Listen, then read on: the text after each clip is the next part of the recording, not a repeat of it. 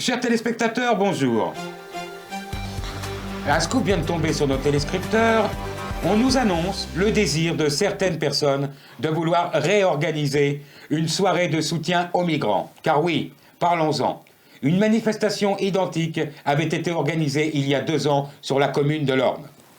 Je passe la parole à notre journaliste, Rose, qui va certainement pouvoir nous en dire un peu plus sur le sujet. Merci Timothée. En effet, le collectif anonyme, collectif spontané d'associations locales dont les noms défilent actuellement en bas de l'écran et qu'on remercie... Oh, bah, on les remercie. Hein. Si l'année dernière on pouvait encore avoir le doute, avec la récidive, il n'y a plus aucune question qui se pose. Mais cette organisation est totalement légale, elle se veut apolitique et repose sur la solidarité. Mais depuis quand Rose aider son voisin n'est pas politique? Mais justement, cette zone rurale n'est pas touchée par les flux migratoires. L'association bénéficiaire se situe dans une zone urbaine. Mais si c'est pas politique, c'est économique.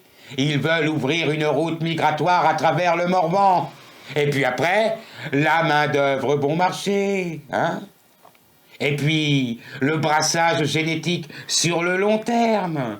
Mais moi, je me dis que je suis pas loin de penser qu'ils sont plutôt très, très intelligents, ces gens-là. Mais absolument pas, Timothée. Ces gens-là sont comme vous et moi. Ils ne veulent pas avoir de migrants devant leur porte ou de misère à leurs fenêtres. Ils se mobilisent pour soutenir leurs voisins. Oui, justement, le bon sens paysan.